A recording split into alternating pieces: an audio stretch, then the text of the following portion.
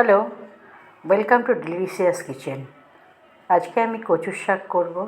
কচুর শাকটা প্রথমে আমি কেটে নিচ্ছি। কচুর শাক খেতে খুব ভালো লাগে। আর আমি যে পদ্ধতিতে কচুর শাক করছি, যে পদ্ধতিটা দেখুন, হয়তো আপনাদের ভালো লাগবে। প্রথমে কচু শাকটা খোসা ছাড়িয়ে নিয়ে টুকরো টুকরো করে কেটে নিচ্ছি। তারপরে কচু শাকটা এইভাবে খোসাটা আগে ছাড়িয়ে নেব। ছাড়িয়ে নিয়ে তারপরে টুকরো টুকরো টুকরো করে কেটে নেব। এইভাবে কেটে নিলে কচু শাকটা সেদ্ধ হতে ভালো হবে।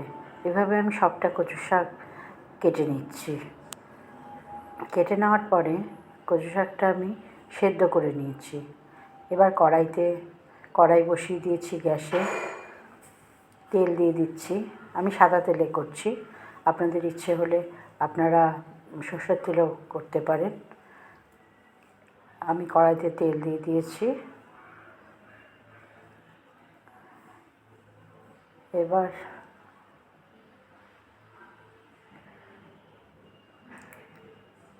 কড়াইয়ে চিংড়ি মাছটা প্রথমে ভেজে নিচ্ছি। চিংড়ি মাছটা প্রথমে বেছে ধুয়ে নুন হলুদ মাখিয়ে রেখেছি। এবার চিংড়ি মাছটা ভেজে নিচ্ছি। খুব বেশি ভাজবো না, একটু হালকার উপরেই ভাজবো। চিংড়ি মাছ বেশি ভাজলে খেতে ভালো লাগে না, তাই অল্প ভেজে তুলে নিচ্ছি।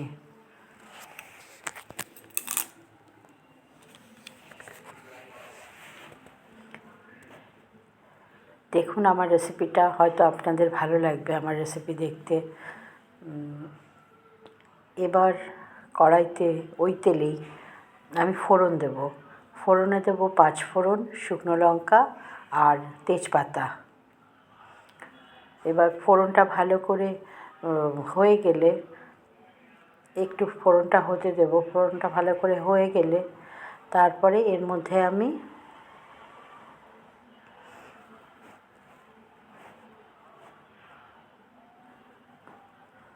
আমি পেঁয়াজ দেব। পেঁয়াজটা কুচো করে রেখেছি। এখানে 2টো বড় সাইজের পেঁয়াজ আছে, পেঁয়াজটা দিয়ে দেব।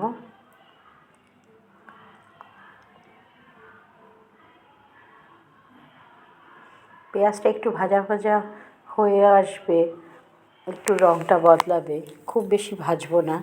তারপরে আদা আর রসুন একসঙ্গে করে বেটে দিচ্ছি। আদা রসুনের কাঁচা গন্ধটা চলে গেলে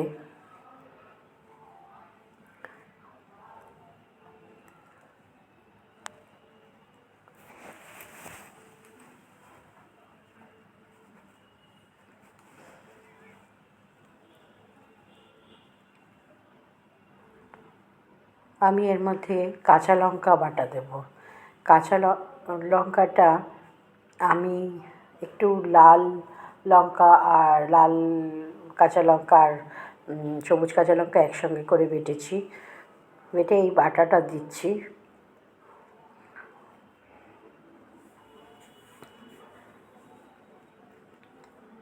এবার এর মধ্যে দেব শুধু রঙের জন্য একটু কাশ্মীরি রেড চিলি পাউডার 1 চামচ, তে রঙটা ভালো আসবে। এটাই ঝাল হয় না, খালি রঙটা ভালো আসবে তাই।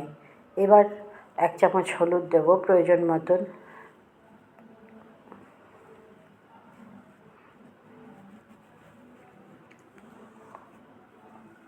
এবার স্বাদ মতন লবণ দেব।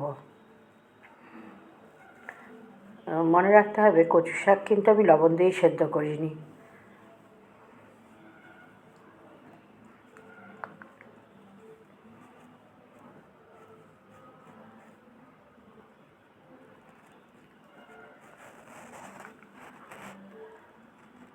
এবার এই মশলাটা ভালো করে কষিয়ে নিয়ে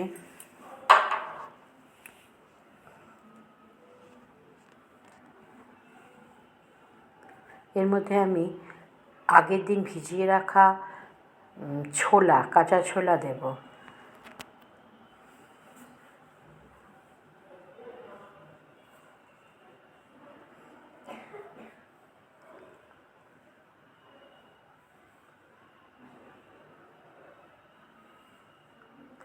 এবার একটু সামান্য জিরের গুঁড়ো দিলাম।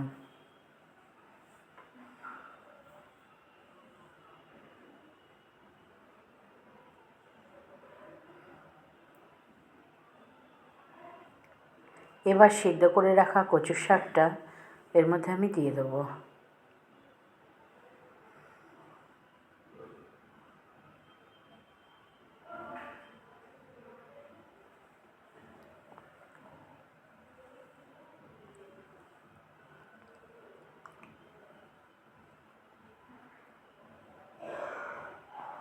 এবার কচুর শাকটা ভালো করে মিশিয়ে নিয়ে ওপর দিয়ে ভেজে রাখা চিংড়ি মাছটা দিয়ে দিলাম।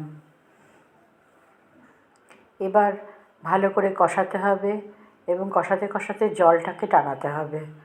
গ্যাস স্লো করে দিয়ে যে জলটা বেরোবে সেই জলটাকে টানিয়ে দিতে হবে।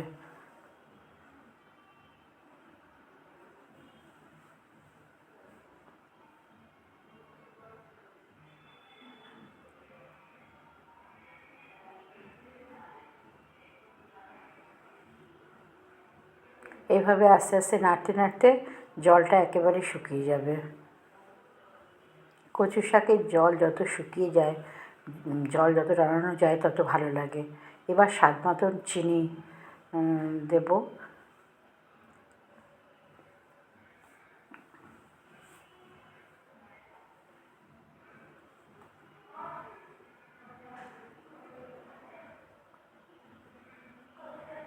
ব্যাস আমার কচু শাক রান্না রেডি।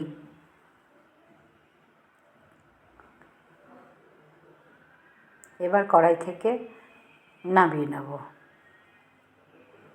এবার চলুন দেখি প্লেটিং করি।